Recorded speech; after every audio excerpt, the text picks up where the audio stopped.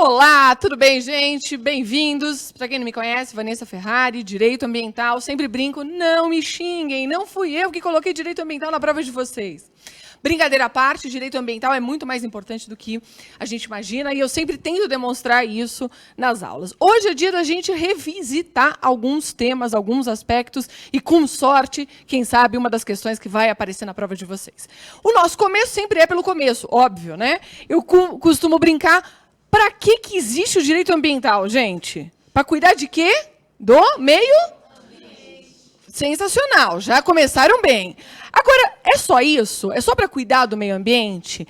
Esse é o a mais, isso que inova a Constituição lá no 285, que é o único artigo que fala, né, especificamente de meio ambiente. Por que eu cuido do meio ambiente? Eu cuido para garantir para as presentes e futuras gerações o quê? Sadia qualidade de vida. Olha como o direito ambiental é moderno, gente. Sadia qualidade de vida, né? Hoje é o barato, não adianta você viver. Você tem que viver bem, tem que viver de uma forma que você encontre bem-estar. O direito ambiental está preocupado com isso. Meio ambiente, claro, para gerar para o homem sadia qualidade de vida. Em aula eu digo, isso é a visão antropocêntrica, antropo-homem. Então, do ponto de vista constitucional, a Constituição está preocupada, no primeiro momento, com o homem. Doutrina caminha e diz, opa, isso aí está ultrapassado. A gente também tem a visão biocêntrica. Bio é vida.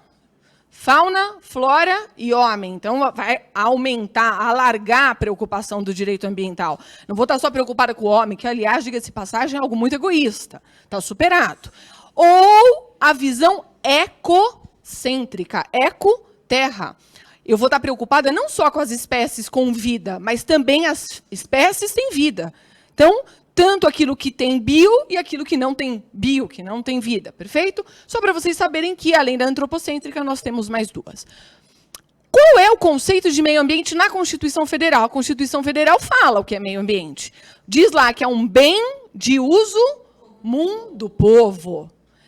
Essencial, sempre brinco, essa palavra é forte, hein, gente? Essencial à sadia qualidade de vida e direito das presentes e futuras gerações. Por que o meio ambiente é importante? Porque é de todo mundo de hoje e do futuro, e mais do que isso, sem ele não dá para ter sadia qualidade de vida.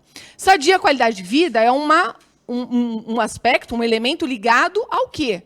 A dignidade da pessoa humana. Então, gente, nós estamos numa seara de direito fundamental. Ter meio ambiente equilibrado é direito fundamental de todos nós. Hoje nós estamos falando de um direito fundamental de nós. Por isso, a importância de sempre preservar, cuidar, reparar o meio ambiente. Anotem isso. Estou com uma licença na mão, foi permitido que eu despejasse produto químico.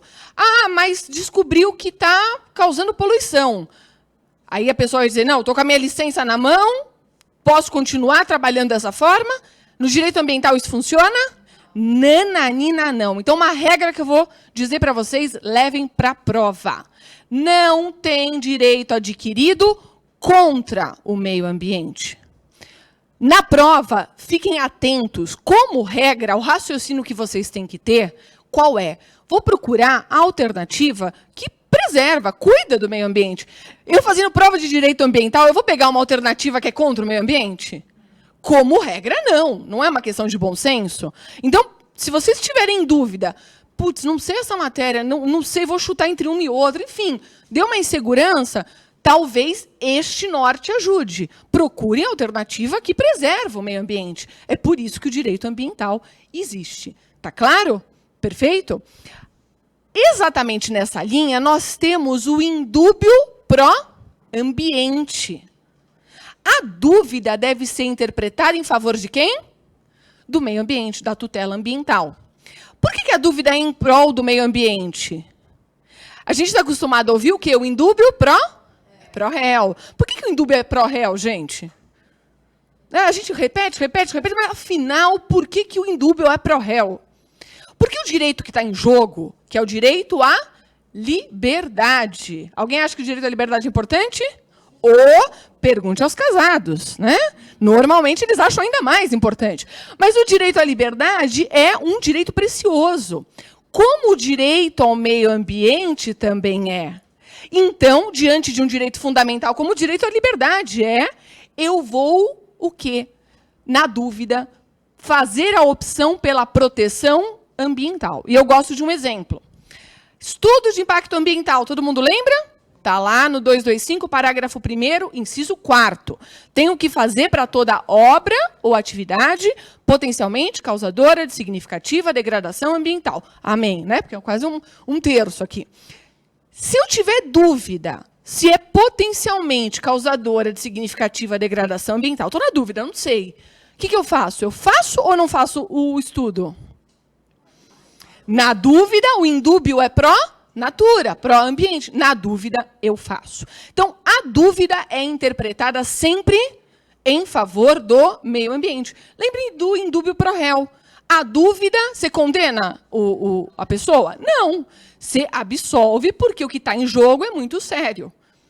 Perfeito? Não esqueçam disso. Eu tenho um conceito de meio ambiente na nossa legislação? Tem uma lei que é a 6938/81, 6938/81, que é a famosa Política Nacional do Meio Ambiente. Por que ela é tão importante? Porque ela foi a primeira norma, gente, a sistematizar o direito ambiental. Sabe essa coisa do direito ambiental virar matéria? Ter corpo, falar de princípios, falar de objetivo, falar de instrumentos? É graças a essa norma. Por isso que ela é muito importante. E por isso ela traz o conceito, por exemplo, de meio ambiente. Quem lembra dessa aula, quem assistiu essa aula, eu brinco, né? O conceito é sensacional. É do nada para o lugar nenhum. Você não consegue entender muita coisa, porque lá diz que meio ambiente é o conjunto de condições, leis, influências e interações de ordem física, química e biológica que permite, abriga e rege a vida em todas as suas formas. Eu demorei uns 20 anos para decorar esse conceito, né? Porque, de verdade, é uma ideia muito abstrata, muito genérica, e exatamente por esse conceito ser genérico, a doutrina, não esqueçam disso, a doutrina classifica o meio ambiente em 4 aspectos. Quem lembra? Primeiro, meio ambiente começa com termina com tural. Meio ambiente natural. O segundo começa com artificial. O terceiro, cultural. E o quarto, do trabalho. Tá? Essa classificação está reconhecida pelo Supremo Tribunal Federal. Então, ainda que vocês achem estranho, meio ambiente é muito mais do que bichinho, plantinha. Se eu quero me referir à natureza, que normalmente é a ideia que a gente tem. Eu, quando fui aprender direito ambiental, achava que eu ia cuidar só de natureza. Não, isso é só um aspecto do direito ambiental. Esse é o aspecto do meio ambiente natural. O aspecto do meio ambiente natural, eu brinco. Como é que você vai gravar isso? Lembra do encarte de viagem. Eu sei que fazendo prova é um pouco doloroso, mas pensa naquela ilha sensacional, deserta, com coqueiro, um mar azul, azul, azul, céu mais azul, azul, azul ainda, e lá uma feliz gaivota voando. Você vai ter todos os 5 aspectos do meio ambiente natural. Mar é água. Coqueiro, deixa o coqueiro para depois. A ilha é solo, porque o coqueiro é mais difícil. A ilha é o solo, o céu é o ar, a gaivotinha é... Eu sei que tem que pensar um pouquinho, não é flora, a gaivota é fauna, né? E o coqueiro é flora, porque a gente não vê coqueiro andando por aí, perfeito? Então, 5 aspectos, não esqueçam, esse é o meio ambiente natural. Passando isso, eu tenho que lembrar de um tema que é muito importante, que ajuda a pensar e que cai com frequência na prova de vocês. É claro que não dá para saber se nessa vai vir, mas quando a gente faz uma análise de todas as provas, tem uma incidência, que o tema é princípios do direito ambiental. Por que é importante conhecer os princípios do direito ambiental? Porque eles vão me dar um norte, a forma de pensar o direito ambiental. E algumas coisas são um pouquinho diferentes. Como eu disse para vocês, que não tem direito adquirido contra o meio ambiente. Quando a gente estuda direito civil, é um pouquinho diferente. A responsabilidade civil ambiental também vai ser diferente. Por quê? Porque tem um raciocínio próprio. Qual o fundamento desse raciocínio próprio? Vejam só, é o famoso 225, a tal das futuras gerações. Eu, presente geração, eu tenho um encargo que é muito grande, gente. Eu tenho que cuidar do meio ambiente para o hoje, mas mais do que isso, para o amanhã. Eu não posso viver como se não houvesse o amanhã. No direito ambiental não dá. Se você quiser fazer isso na tua vida, tá tudo certo, mas no direito ambiental não dá. A Constituição passou para cada um de nós algo muito sério, que é o princípio da solidariedade, que traz para nós o quê? O dever de cuidar do meio ambiente para o futuro. Por isso que o direito ambiental, volto a repetir, tem uma forma de ser pensado diferente. Primeiro princípio que é importante que a gente fala é o princípio do desenvolvimento sustentável. Alguém lembra? Não precisa responder. Desenvolvimento sustentável sugere o quê? Eu posso crescer, eu posso me desenvolver, eu país, eu cidade, eu estado? Claro, o direito ambiental, eu sei que a gente é visto como os ecochatos, né? O pessoal chatinho que atrapalha aí o progresso e tal. Mas não é verdade, ou pelo menos não pode ser dessa forma. O desenvolvimento está garantido. Inclusive está garantido porque eu tenho no artigo 170, inciso 6º, ordem econômica está garantida como também um direito fundamental, que deve se desenvolver tomando cuidadinho aí, cuidando dos aspectos do meio ambiente. Então, se desenvolver, garantido. Só que eu posso me desenvolver de qualquer jeito? Essa é a diferença. Eu não posso me desenvolver de qualquer forma. Eu preciso, o quê? De planejamento. Eu preciso achar um meio termo que me permita ter o quê? Continuidade de recursos. Continuidade de recursos sugere a ideia de sustentabilidade. Quando eu encontro a palavra, isso aqui é sustentável. Basicamente, o que está sendo dito é, isso aqui permite a continuidade dos recursos naturais. É uma prática, o quê? Que vai permitir, que é pensada, planejada, que vai permitir o amanhã. Da mesma forma ou com menos riscos. Então, no direito ambiental, pode se desenvolver? Pode, mas sempre de forma pensada, planejada, sustentável. Eu tenho que ter esse equilíbrio. Por isso, a palavra mágica no direito ambiental em relação a isso é compatibilizar. Eu tenho que compatibilizar desenvolvimento com preservação ambiental. Ok? Tem um outro princípio, que é o princípio do poluidor-pagador. Eu gosto desse princípio porque eu costumo fazer um paralelo com a nossa vida. Eu que moro em prédio, acredito que muitos aqui também moram em prédio, quem é de São Paulo normalmente se sujeita a isto por uma questão de segurança. Eu que moro em prédio, eu tenho a possibilidade de usar o meu, salão de festa, churrasqueira para fazer uma festa. Veja, a churrasqueira, o salão é um bem de uso comum de todos os condôminos. Por que isso tem a ver com o direito ambiental? Vamos fazer o paralelo. Eu não disse para vocês que meio ambiente é um bem de uso comum de todos? Do povo? Então, se eu vou usar aquele bem, tudo bem lá no meu prédio cobrarem uma taxa para mim? A gente não está acostumado a isso? No direito ambiental a mesma coisa. É possível, é estranho, né? Falar, não, peraí, eu pago a taxa para a festa, mas vou pagar coisa para o direito ambiental aqui para usar... A gente não está acostumado com isso. Mas o fundamento é o mesmo. Algo que pertence a todos, em determinado momento, eu vou usar exclusivamente.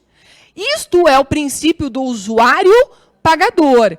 É possível que se cobre por este uso, ok? O exemplo tradicional que eu encontro nos livros de direito ambiental. Uso da água, cobrança pelo uso da água. Aí você pode falar, mas eu sou cobrada? É verdade que, de uma forma em geral, isso não é posto em prática. Mas está lá na Política Nacional dos Recursos Hídricos, que é a Lei 9433 de 97, 9433 de 97, dito com todas as letras, a água tem valor econômico. A água vai ser cobrada para quê? Para conscientizar a população de que ela é um bem finito. A gente, por muito tempo, né, lava carro, calçada, maravilha, achando que a água é um bem que não acaba.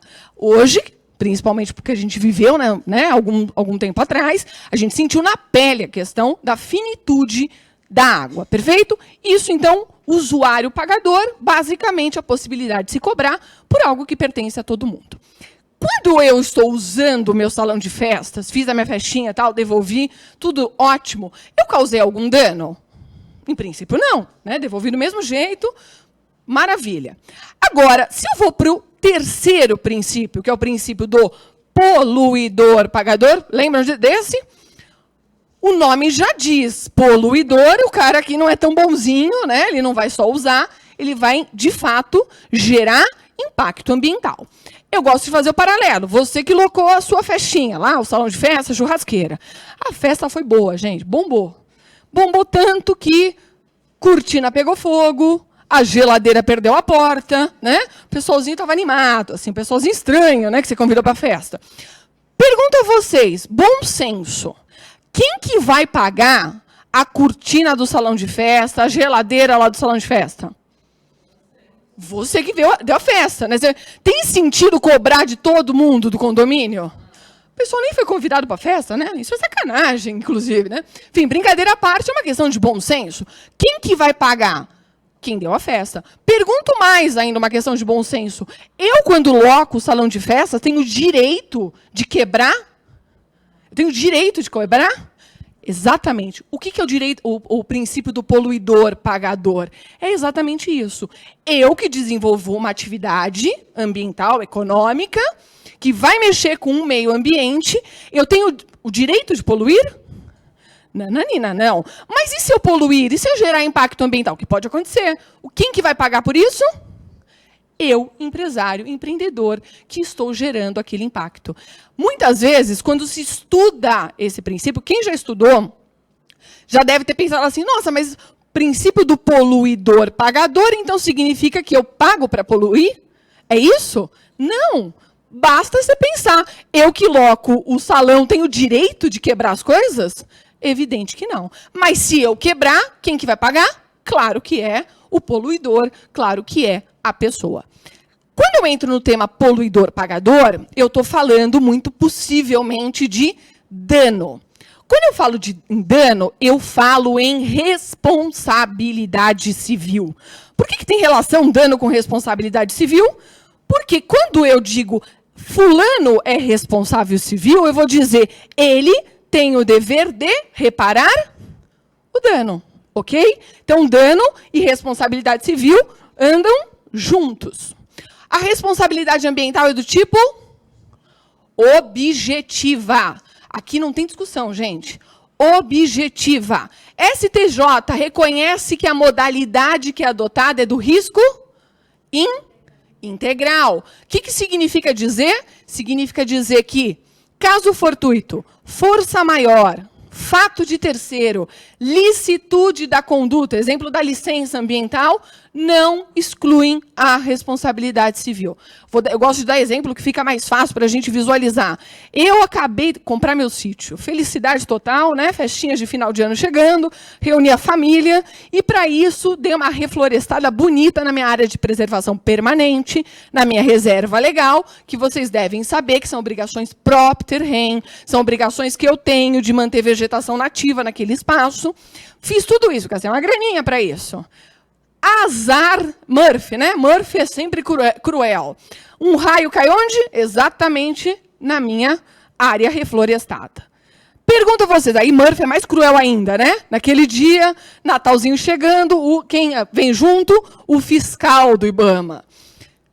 Ele vai poder lavrar um auto de infração porque eu estou sem a minha APP, minha reserva legal? Sim. Não, mas eu fiz, foi o incêndio, foi o raio. Não tem. Daí, foi-se. Vai ter responsabilidade, porque o risco é integral. Não há o que quebre o nexo, não há aquilo que isente a responsabilidade do poluidor. Pior ainda, tenho um vizinho invejoso. É quase uma redundância, não é? Na verdade, tem uns vizinhos, pelo amor de Deus, tem vizinho que é legal, mas tem vizinho que está lá de olho, trocou de carro, o que você está fazendo, que hora chegou, a hora saiu, enfim. O vizinho botou fogo. O fato é de terceiro, percebem? Mesmo assim, vai ter responsabilidade. Eu, proprietário, vou ter que reflorestar. Por quê? Porque há uma relação minha com a terra, minha com o imóvel. Onde que tem? O que eu fiz? Não tem ação. Sabe o que o STJ reconhece? Reconhece que eu me omiti. Quando eu não faço nada, eu estou sendo omissa. É essa omissão que é punida. Tá claro isso? Perfeito? A mesma coisa que eu dei o exemplo da questão da empresa, da fábrica, por exemplo, que lança produtos químicos no rio. O fato dela ter uma licença ambiental não exclui a responsabilidade, porque passou a existir dano. Diante de dano ambiental, para tudo. Inclusive, fica uma dica aqui, licença ambiental pode ser revista? Sim, a qualquer tempo.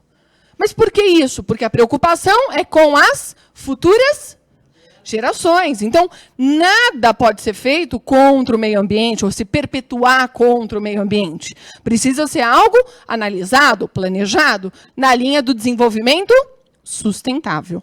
Tá claro isso, gente? Perfeito? Continuando na responsabilidade civil, também vale dizer o seguinte, prescreve o dano ambiental? Vamos imaginar, Mariana, infelizmente, Mariana, não fizeram nada. Vamos imaginar que promover não é o caso, mas não promoveram ação, não fizeram nada. 50 anos depois, chega um promotor lá e fala, mas é um absurdo isso aqui. Vou propor uma ação para a reparação dos danos ambientais. Pode? Pode. É imprescritível, tá? Ocorrendo dano ao meio ambiente é imprescritível. Você pode, a qualquer tempo, mover essa ação de responsabilidade civil ambiental. E o pescador, o cara que perdeu a casa, também é imprescritível esse direito? Nananina, não. Porque aí o prejuízo é patrimonial. Eu não estou preocupada em reparar o meio ambiente, eu estou preocupada em ressarcir a casa, enfim, aquilo que se perdeu. Aí não, aí vai cair na regra geral do Código Civil, ok? Mais do que isso, essa responsabilidade civil, quando eu falo em reparar o dano, isso já apareceu na prova de vocês, essa reparação deve ser buscada de forma específica. O que significa isso? É tentar devolver o máximo de natureza à natureza. Tentar chegar mais próximo do status quo ante. Perfeito? Se eu não puder fazer nada disso, eu vou tentar a natureza de outro jeito, e se não der de jeito nenhum, em última situação, eu vou pensar em pecúnia, em dinheiro. Essa é a ordem. Tento reparar especificamente aquela situação, se não for possível, compenso, se não for possível, dinheiro. Até aqui tudo bem? Próximo princípio, que também é importante, é o princípio da prevenção.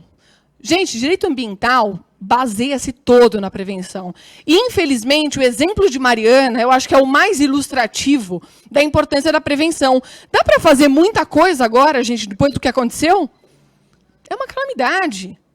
É muito complicado você voltar atrás. Por isso que a gente tem que trabalhar na base da prevenção. 2 instrumentos importantes, já falei aqui. Primeiro, o estudo prévio de impacto ambiental, que está na Constituição. Por que ele é uma forma de prevenção?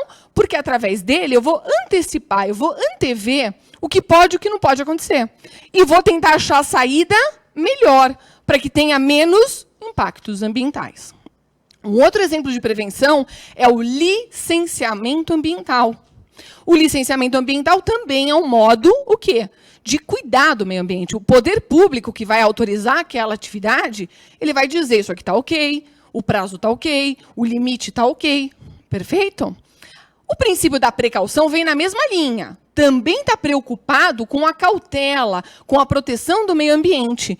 Mas enquanto no princípio da prevenção eu me preocupo com um aspecto de ter certeza científica, na precaução, essa é a palavra-chave, gente, essa é a ideia-chave, não esqueçam. Na precaução, eu estou diante da incerteza científica. Eu não tenho certeza do que vai acontecer. Já ouviram falar, eu já li isso, pelo menos, que aquelas ondas eletromagnéticas do micro-ondas podem gerar dano. Eu não sei se gera ou não gera, mas por via das dúvidas, põe lá e fica bem longe, né? Ou, de repente, não usa. Tem gente até que não usa micro-ondas por conta disso. Dá para ter certeza? Não sei. Um outro exemplo que é muito comum na precaução, as antenas de telefonia móvel. Tem lei municipal, estadual, ditando distância mínima. Para quê? Para não ter muito contato com a população, como uma forma de cautela. Precaução está ligado a cautela. Qual é a grande utilização no processo civil? Sempre aparece a inversão do ônus da prova. STJ já há muito tempo reconhece que naquilo que eu não tenho certeza do que vai acontecer, eu devo inverter o ônus da prova, passando ao empreendedor o dever de provar que a atividade dele é legal, bacana, que não há risco à saúde e risco ao meio ambiente. Perfeito? Saindo um pouco dos princípios, já que eu falei dos princípios mais importantes, vale dizer, que é um tema também que aparece bastante, os espaços territoriais especialmente protegidos. Normalmente, o que é isso? Espaço territorial especialmente protegido?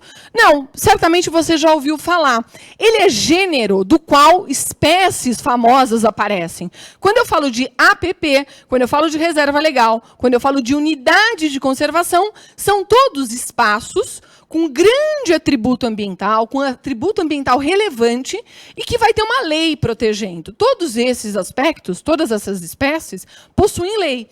Onde está a unidade de conservação? Está no SNUC, está no Sistema Nacional de Unidades de Conservação, que é a Lei 9985 de 2000. APP, Área de Preservação Permanente, onde está isso? No Código Florestal, artigo 4º e artigo 6º. Reserva legal também está no Código Florestal, artigo 12. Então, são espaços que vão ter, são espaços ambientais, é terra, basicamente, falando de uma forma muito simples, que vai ter uma lei específica, uma norma específica, que vai especialmente proteger. Por isso que o nome é espaço territorial, especialmente protegido. Tem alguma norma que vai cuidar de um jeitinho diferente. Unidade de conservação, alguém lembra de exemplo? Fernando de Noronha, gente. Nós estamos diante de uma unidade de conservação do Grupo de Proteção Integral, que é o parque. Quem assistiu a aula de unidade de conservação deve lembrar da historinha que eu conto para lembrar das 5 unidades de conservação de proteção integral. Quem assistiu a aula vai lembrar da história do pegue o seu monumento natural, vai passear no parque, se o chaveco for bom, der tudo certo, vai parar no refúgio da vida silvestre, e a família, né, normalmente tem sempre umas invejosas, os invejosos de plantão, tá lá a estação ecológica e a reserva biológica morrendo de inveja, afinal você está com o monumento natural. Estas são as 5 unidades do Grupo de Proteção Integral.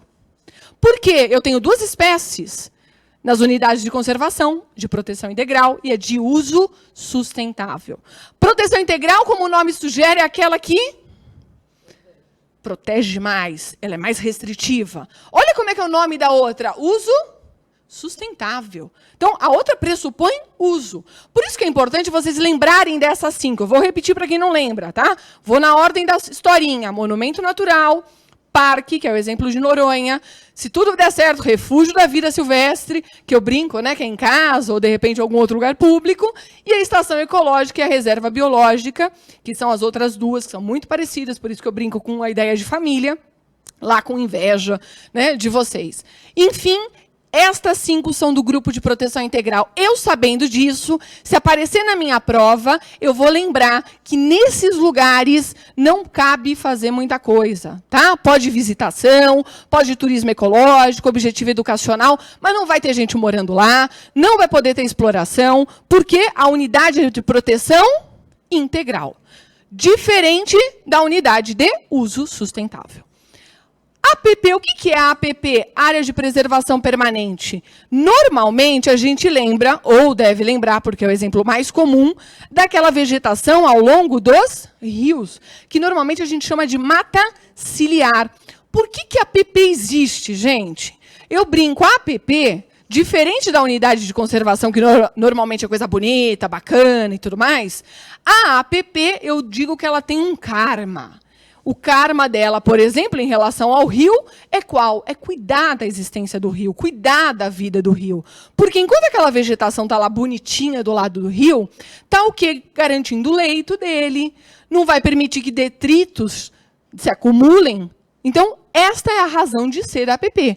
A APP pode ser bonita, feia, pode existir na vegetação nativa ou não, ela vai ter sempre a função de cuidar de um recurso hídrico, do solo, da estabilidade geológica, encosta com mais de 45 graus.